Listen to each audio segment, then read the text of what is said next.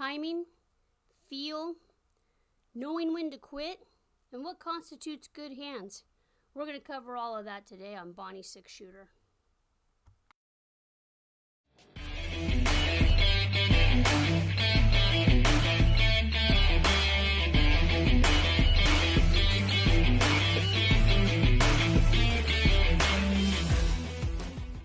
Welcome back to Becky, Amio Horse Training and our series on Bonny Six Shooter.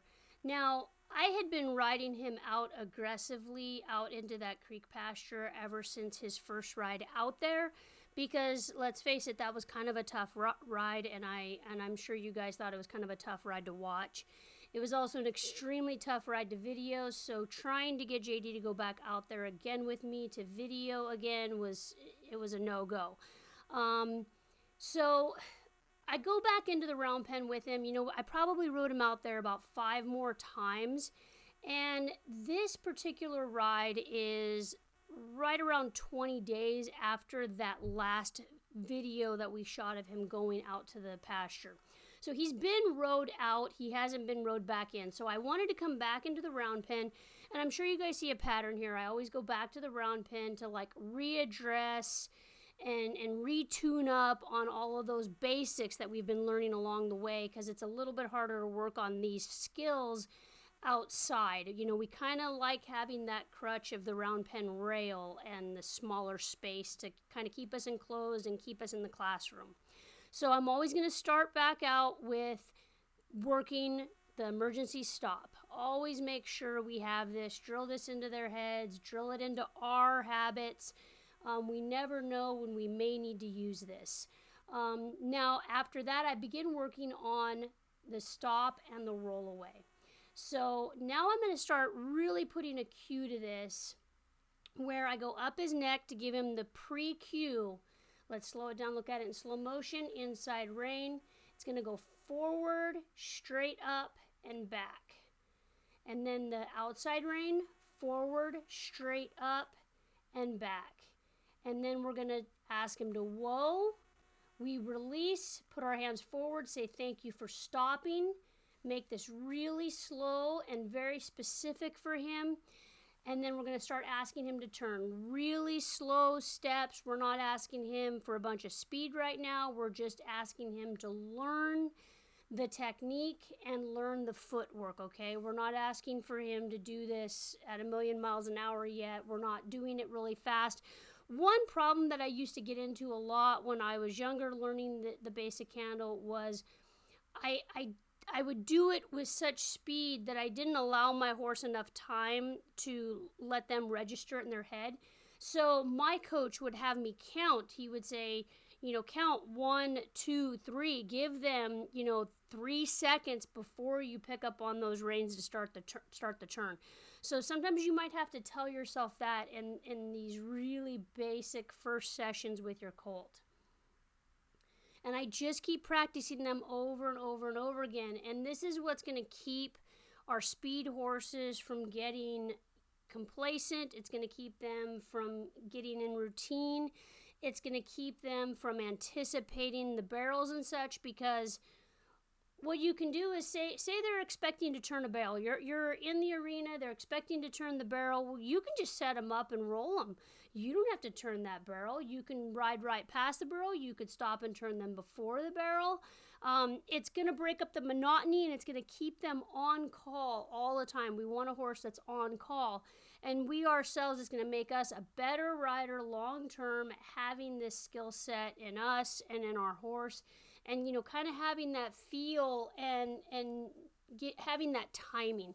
This is where we really learn the timing with our horse, and that's why we're starting it out at a walk. And he hasn't worked on this in probably a month now. He's been going out to the pasture. Pick it up into a trot after we've done it a few times both directions. And then I'm going to start asking for this stop at the trot, and there's a certain degree of difficulty here. And we've talked about this with Shooter before. I don't know that he's ever going to be one of those big stopping kind of horses like a calf roping horse. He's certainly capable of it, but in his mind, he's a free-moving, free-running kind of horse. He's not looking for stop. He's looking to go forward fast. Now, a little bit of frustration here. This darn Pivo lost me several times during this ride. That's kind of why this video is so short.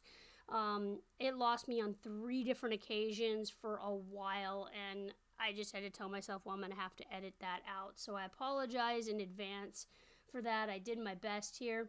But we see him crossing over a lot better already. You know, he's starting to figure out the footwork. You know, my hands are trying to stay really consistent in all of my cues. It's okay to ask for some steps backwards because that's going to help rock him back onto that hind end, rock him back onto that inside hind to really roll over that leg. You know, our outside leg turns into our inside leg as we make that roll. And then we'll see here where I really kind of rail on him here. And I start to ask for the roll, and he locks up on me, and I didn't have him in the correct position.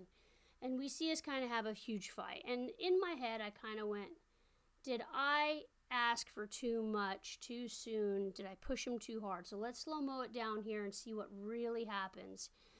Now, I give him the cue. I ask him a little bit faster than I had been asking him. He was out of position. You know, he was kind of strung out a little bit, and I had my reins a little bit on the longer side. So we see when I pull back, my elbow gets behind my back, I hollow out my back, and, you know, you're not going to get anything done when your body is in this position. I'm going to tell you that right now. How do we expect our horse to stay round, stay collected, follow through with his feet when we are riding poorly ourselves? And I don't think we take enough responsibility for our own riding. You know, we just brush it off as the horse is being a jerk or he doesn't want to listen. And when we slow-mo down these videos, we can really call ourselves out on it and see where we could have done things differently. And I think the number one thing I could have done things differently is I could have just quit asking right away. I could have just quit asking, taken a breath, counted 1, 2, 3, gathered up my reins a little bit more, and then, you know, asked him to follow through rolling away. And, you know, in my mind, I had thought to myself, did I ask for too much? Should I have quit while I was ahead? And that's one of those things that only you guys are going to know on your own horse that you're riding. And we see that as I keep going, he's starting to lope out of these rollaways. And he's picking up the correct lead, and he's staying soft, he's staying collected. Again, going back to the left, he's a little bit sticky, but that's okay. He's following through. He's not getting too incredibly mad about it. And since you guys have been following me on Shooter's journey, we all know that short and sweet and little tiny chunks, little snack size rides are what's best for him and what he's going to learn the best and keep him happy. And, you know, we're able to continue to work through this. And that's the only way I can tell you guys, you know, how to know when to quit on something. It's something that you just learn through doing it enough times, knowing your horse really well, because what works for you doesn't always necessarily work for me, and what works for me doesn't always work for the next person. We see him spook at the dogs a little bit there. I've got all the dogs out with me, and the cattle dogs like to run around the round pen and chase the horses I'm going around. I would still like to see a little bit shorter rein in my hand, and, you know, my arms a little bit freer out in front. I tend to get a little bit rigid when I'm riding colts. Again, we see the Pivo had just cut me out of there, and I had to edit about a minute out of this video. And here, I just bend him down into a small circle, because we're going to call it quits right there, and we see him go long and low with that neck and head. And this is where we want Shooter to be. This is where we want all of our horses to be, long and low and quiet and relaxed, and stretching that top line out, because I've really bound him up tight in this particular ride. I've really collected him up tight, and he's walking around really quietly on a long, loose rein, and that tells me right there that I've done a really good job in today's session, and this is where I need to quit.